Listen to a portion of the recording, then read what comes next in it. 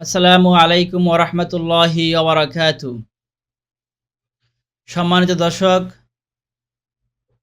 দেশ থেকে কিংবা প্রবাস থেকে যে যেখান থেকেই আমাদের সিরাতের আসরে সিরাতের পাঠশালায় যুক্ত হয়েছেন, আপনাদের সকলকে জানাই আল হুদা একাডেমির পক্ষ থেকে আন্তরিক অভিনন্দন।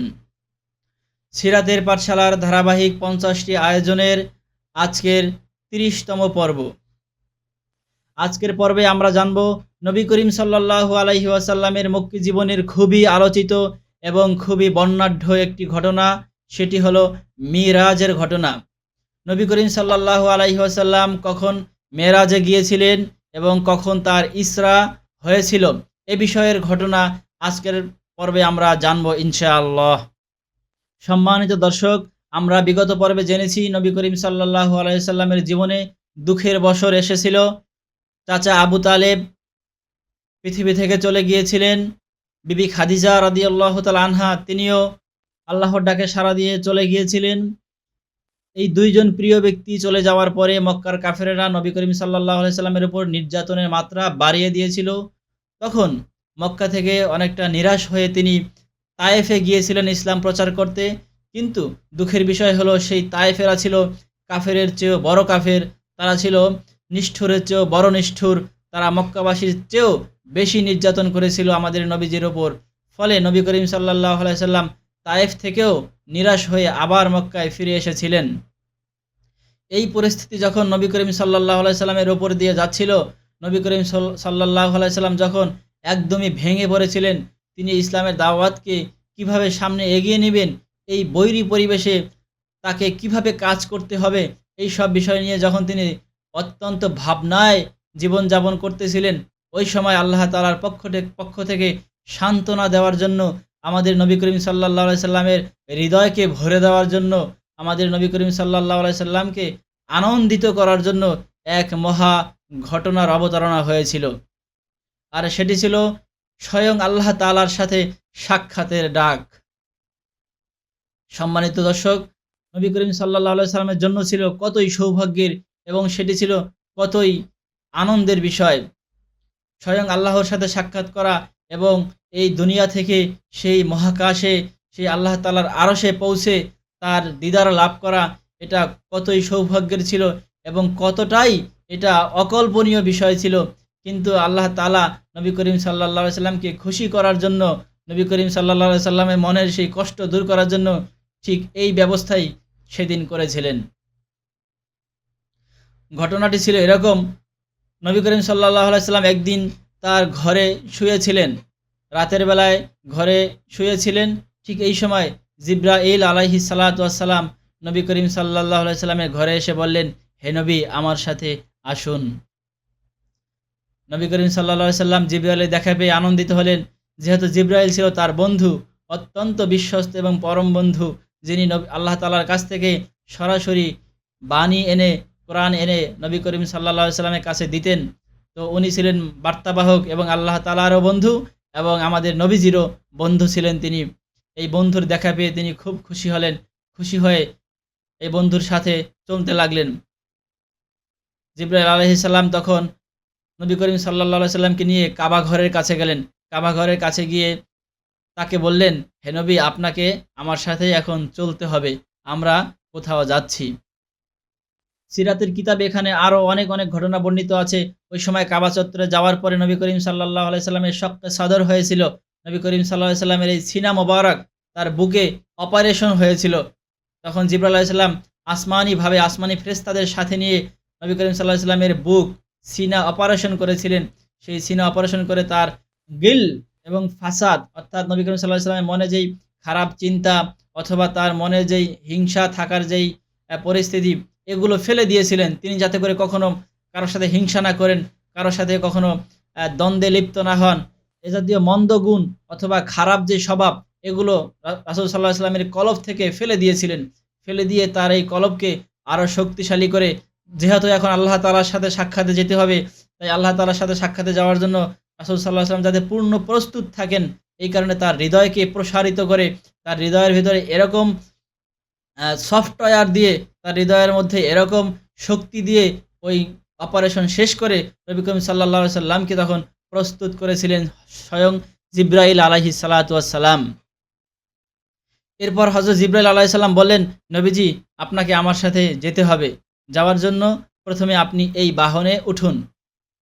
আমরা কোথাও যেতে হলে কি করি? গাড়িতে উঠতে হয় অথবা বিমানে উঠতে হয়। ঠিক ঐরকম দ্রুতগামী একটি বাহন জিবরাইল আলাইহিস সালাম প্রস্তুত করেছিলেন, আর সেটির নাম ছিল বোরাক। এই বোরাক ছিল বেহেশতের একটি জন্তু। এই জন্তুটি বেহেশতে আমরা দেখতে পাবো। এই বোরাক আয়তনে ছিল ঘোড়ার চেয়ে একটু ছোট, আর ছাগল বা খাসির চেয়ে একটু বড়। এই বোরাক এতই দ্রুতগামী ছিল যে সে যত দূর পর্যন্ত দেখতে পেত, অত দূর পর্যন্ত চোখের পলকেই চলে যেত। এইভাবে এই দ্রুতগামী একটি বাহন, এই বাহনের নাম ছিল বোরাক। এই বোরাকে নবী করিম সাল্লাল্লাহু আলাইহি সাল্লাম উঠলেন। ফেরেশতা হযরত জিবরাইল আলাইহিস সালামের নির্দেশে এই বোরাকের উপরে নবী করিম সাল্লাল্লাহু আলাইহি সাল্লাম উঠে বসলেন। অতঃপর তিনি রওয়ানা হলেন। নবী করিম সাল্লাল্লাহু আলাইহি সাল্লাম এই বোরাকে উঠে চলতে শুরু করলেন। আর নবীজির দুই পাশে দুইজন বিখ্যাত ফেরেশতা হযরত জিবরাইল আলাইহিস সালাম এক পাশে, আর এক পাশে হযরত মিকাইল আলাইহিস সালাতু ওয়াস সালাম চলতে লাগলেন। আমরা লক্ষ্য করেছি কি, আকাশে যখন যুদ্ধ বিমান উড়ে, তখন বিমান একা উড়ে না, তার দুই পাশে আরও ২ টা বিমান থাকে বা আরও বেশি সংখ্যক বিমান থাকে। বলা যায় অনেকটা এরকমই। নবী করিম সাল্লাল্লাহু আলাইহি সাল্লাম ছিলেন মাঝখানে বোরাকে আরোহিত, আর দুই পাশে বিখ্যাত ২ ফেরেশতা জিবরাইল এবং মিকাইল আলাইহিস সালাম নবীজির সাথে চলতেছিলেন। এইভাবে ৩ সদস্যের এই টিম মক্কা থেকে, বাইতুল্লাহ থেকে বাইতুল মুকাদ্দাসের দিকে ছুটে চললেন। অল্প সময়ের মধ্যেই তারা মক্কা শরীফ থেকে সেই সিরিয়ার বিখ্যাত মসজিদ বাইতুল আকসা, বাইতুল মুকাদ্দাস এখানে এসে ৩ জনে পৌঁছলেন।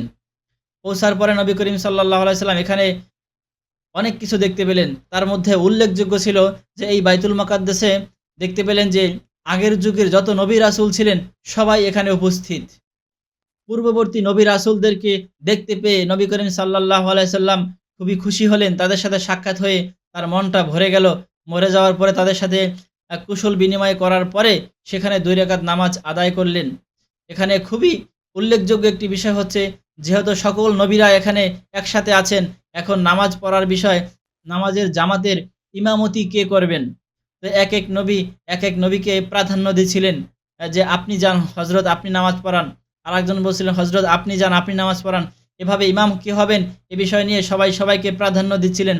তখন আল্লাহ তাআলার পক্ষ থেকে হযরত জিবরাইল আলাইহিস সালামের নির্দেশে আমাদের নবী, প্রিয় নবী হযরত মুহাম্মদ সাল্লাল্লাহু আলাইহি ওয়াসাল্লাম তখন নামাজের ইমামতি করলেন। নবী করিম সাল্লাল্লাহু আলাইহি সাল্লামের ইমামতিতে তখন বাইতুল মুকাদ্দাসে ২ রাকাত নামাজ পড়া হলো। নামাজ শেষ করে নবী করিম সাল্লাল্লাহু আলাইহি সাল্লামকে জিবরাইল আলাইহিস সালাম বললেন, হে নবী আপনাকে আমার সাথে আরও দূর যেতে হবে। এখানেই শেষ নয়। আজকের সফর শুধু এখানের জন্যই আপনার আনা হয়নি। আপনার সফর আজকে আরও দূরে আছে। এরপরে সেই বাইতুল মুকাদ্দাসের সামনে একটি সিঁড়ি আনা হলো। এমন বড় সিঁড়ি, যেই সিঁড়িটির ছিল জমি থেকে নিয়ে একদম আসমান পর্যন্ত। হযরত জিবরাইল আলাইহিস সালাম বললেন, হে নবী আপনি এই সিঁড়িতে উঠুন। এই সিঁড়িতে উঠে আমাদের আকাশে যেতে হবে। সেই সপ্তাহ আকাশে যেখানে আল্লাহ তাআলার আরশ, সেই আরশে আমরা আল্লাহর কাছে যাব। চলুন আমরা এই সিঁড়িতে উঠি। তখন জিবরাইল আলাইহিস সালাতু ওয়াস সালামের আদেশ পেয়ে নবী করিম সাল্লাল্লাহু আলাইহি সাল্লাম সিঁড়িতে উঠে চলতে শুরু করলেন। এই সিঁড়ি দিয়ে উঠে নবী করিম সাল্লাল্লাহু আলাইহি সাল্লাম ১ম আসমান, ২য় আসমান, ৩য় আসমান, ৪র্থ আসমান, ৫ম আসমান, ৬ষ্ঠ আসমান, ৭ম আসমান, এভাবে ৭টি আসমান পার করে নবী করিম সাল্লাল্লাহু আলাইহি সাল্লাম হযরত জিবরাইলকে সাথে নিয়ে সেই সিদরাতুল মুনতাহায় গিয়ে পৌঁছলেন। আমরা সিদরাতুল মুনতাহার কথা হয়তো অনেকে জেনেছি। সিদরাতুল মুনতাহা অর্থ হচ্ছে শেষ সীমায় অবস্থিত একটি বড়ই গাছ। আমরা বর্তমান যুগে সীমানা পিলার দেখতে পাই। এক দেশ থেকে আরেক দেশের সীমানা যেখানে শেষ হয়ে যায় সেখানে পিলার থাকে, সীমানা পিলার। ওই সিদরাতুল মুনতাহা যে জায়গা, ওখানে একটি বড়ই গাছ আছে। ওই বড়ই গাছটা হলো বলা যায় সীমানা পিলার। অর্থাৎ এর আগে, মানে সিদরাতুল মুনতাহার আগ পর্যন্ত ফেরেশতারা যাতায়াত করতে পারে, কিন্তু ওই সিদরাতুল মুনতাহার পরে আর কোনো ফেরেশতাও যেতে পারে না। এই কারণে এটাকে বলা হয় শেষ সীমায় অবস্থিত বড়ই গাছ। এই পর্যন্ত, এই বড়ই গাছ পর্যন্তই মূলত ফেরেশতারা আসতে পারে। আর এ পর্যন্তই জিব্রাইল আলাইহিস সালাতু ওয়াস সালাম নবী করিম সাল্লাল্লাহু আলাইহি সাল্লামের সাথে এসেছেন। এখন সামনে আরও যেতে হবে। সিদরাতুল মুনতাহাই শেষ না, আরও যেতে হবে। কিন্তু নবী করিম সাল্লাল্লাহু আলাইহি সাল্লাম একা, একা যেতে একাকিত্ব বোধ করছেন। যেহেতু মক্কা থেকে বাইতুল মুকাদ্দাস পর্যন্ত এবং বাইতুল মুকাদ্দাস থেকে এই সিদরাতুল মুনতাহা পর্যন্ত জিব্রাইল আলাইহিস সালাতু ওয়াস সালাম নবী করিম সাল্লাল্লাহু আলাইহি সাল্লামের সাথে ছিলেন।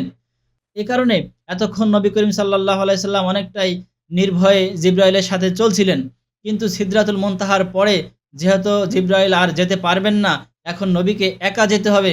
এই কারণে নবী করিম সাল্লাল্লাহু আলাইহি সাল্লাম জিব্রাইলকে বললেন, হে জিব্রাইল, তুমি কেন আমার সাথে সামনে অগ্রসর হচ্ছ না? তখন জিব্রাইল আলাইহিস সালাম যে উত্তর দিয়েছিলেন, সেটি যদি আমি কবির ভাষায় বলি, তাহলে আল্লামা শেখ সাদী রহমতুল্লাহ আলাইহি বলেছেন যে, আগার এক সরে মো এবারতর পরাম ফরুগে তাজাল্লি বসুজত পরাম। এখানে জিব্রাইল বলেছিলেন, হে নবী, উপরে যাওয়ার আর ক্ষমতা এবং সক্ষমতা আমার নেই। আমি যদি এখান থেকে সামান্যতম সামনে অগ্রসর হই, তাহলে আমার সাথে যে পাখনা, যে পাখা দেখতে পাচ্ছেন, এই যেই পাখা দিয়ে, যে ডানা দিয়ে আমি উড়ে, উড়ে আপনার সাথে চলাফেরা করছি, এই পরগুলো, এই পাখাগুলো পুড়ে ছারখার হয়ে যাবে। এরকম জায়গায়, এরকম গুরুত্বপূর্ণ জায়গায় আমাদের নবীজি একমাত্র যেতে পেরেছিলেন। এরপর সেই সিদরাতুল মুনতাহা থেকে নবী করিম সাল্লাল্লাহু আলাইহি সাল্লাম সামনে অগ্রসর হলেন। সামনে অগ্রসর হয়ে একদম আল্লাহ তাআলার কাছাকাছি পৌঁছে গেলেন। আল্লাহ তাআলার খুব কাছে গিয়ে একটি নূরের পর্দার মাধ্যমে অন্তরায় তৈরি করে তখন সরাসরি আল্লাহ তাআলার সাথে তিনি কথা বললেন। আল্লাহ তাআলা নবী করিম সাল্লাল্লাহু আলাইহি ওয়াসাল্লামকে এই আরশে ডেকে এনে স্বয়ং নিজে নবী করিম সাল্লাল্লাহু আলাইহি সাল্লামের সাথে কথা বললেন। আমাদের নবী করিম সাল্লাল্লাহু আলাইহি সাল্লাম আল্লাহর কাছাকাছি হয়ে যখন দুজনে কথা বলছিলেন, ওই সময় আল্লাহ তাআলা স্বয়ং নিজে নবী করিম সাল্লাল্লাহু আলাইহি সাল্লামকে আমাদের এই নামাজ উপহার দিয়েছিলেন। আমরা যে এখন ৫ ওয়াক্ত নামাজ পড়তে পারি, এই নামাজ ঠিক ওই সময়ে সরাসরি আল্লাহ তাআলা আমাদের নবীজিকে উপহার দিয়েছিলেন। সম্মানিত দর্শক, এ ঘটনা শুধু সিরাতের কিতাব এবং হাদিসের কিতাব নয়, আল্লাহ তাআলা, স্বয়ং আল্লাহ তাআলা পবিত্র কালামে বর্ণনা করেছেন। সূরাতুল ইসরা এর শুরুতেই এই ঘটনা বর্ণিত হয়েছে।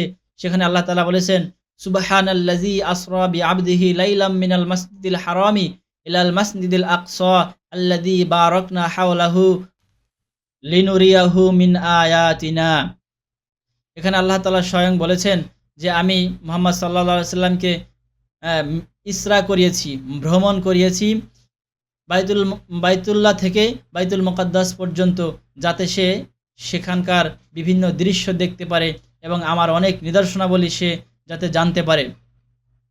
সম্মানিত দর্শক, আমরা লক্ষ্য করেছি নবী করিম সাল্লাল্লাহু আলাইহি সাল্লামের মেরাজের ঘটনাকে পবিত্র কোরআনের এই আয়াতে ইসরা বলে উল্লেখ করা হয়েছে।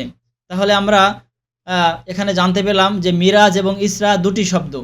আসলে মিরাজ কি এবং ইসরা কি, যদি খুব সংক্ষেপে এবং সহজে আমরা জানতে চাই, তাহলে আমরা জানব বা জেনে নেব যে ইসরা শব্দের অর্থ হচ্ছে রাতের ভ্রমণ। রাতের বেলা যে ভ্রমণ করা হয় তাকে বলা হয় ইসরা। আর দ্বিতীয় যে শব্দটি এসেছে মিরাজ, মিরাজ শব্দের অর্থ হচ্ছে সিঁড়ি। সিঁড়ি দিয়ে যেই সফর করা হয়, সিঁড়ি বেয়ে যে সামনে অগ্রসর হওয়া হয় তাকে বলা হয় মেরাজ। যেহেতু রাতের বেলায় নবী করিম সাল্লাল্লাহু আলাইহি সাল্লামের এই ঘটনা ঘটেছিল, এই কারণে এই ঘটনাকে পবিত্র কোরআনে ইসরা বলা হয়েছে। আবার বাইতুল মুকাদ্দাস থেকে সেই সপ্ত আকাশ পর্যন্ত, সিদরাতুল মুনতাহা পর্যন্ত যে সিঁড়ির মাধ্যমে নবী করিম সাল্লাল্লাহু আলাইহি সাল্লাম উপরে উঠেছিলেন, এই কারণে এই ঘটনাকে মেরাজ বলা হয়। তাহলে নবী করিম সাল্লাল্লাহু আলাইহি সাল্লামের আল্লাহ তাআলার সাথে সাক্ষাতের এই ঘটনাকে আমরা ইসরা এবং মেরাজ দুটোকেই বলতে পারবো। তবে ইসরা বলবো কাবা ঘর থেকে নিয়ে, বাইতুল্লাহ থেকে নিয়ে বাইতুল মুকাদ্দাস পর্যন্ত এই ভ্রমণকে, আর বাইতুল মুকাদ্দাস থেকে নিয়ে আল্লাহ তাআলার সেই আরশ পর্যন্ত পৌঁছার এই ঘটনাকে বলবো মেরাজ। সম্মানিত দর্শক, সিরাতের পাঠশালার ধারাবাহিক আয়োজনের আজকের পর্ব এখানেই শেষ করছি। শেষ করার আগে আপনাদের জন্য রেখে যাচ্ছি একটি প্রশ্ন। অনুগ্রহ করে এই প্রশ্নের উত্তর আপনারা আমাদের ভিডিওর কমেন্ট বক্সে দিয়ে যাবেন।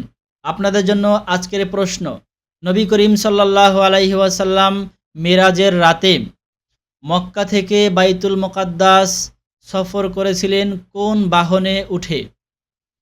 আমি আবারও বলছি, নবী করিম সাল্লাল্লাহু আলাইহি ওয়াসাল্লাম মিরাজের রাতে বাইতুল্লাহ থেকে বাইতুল মুকাদ্দাস পৌঁছেছিলেন কোন বাহনে চড়ে? Al Huda academy, Islamic learning and researching institute, Sabujbagh, Basabo, Dhaka ১২১৪।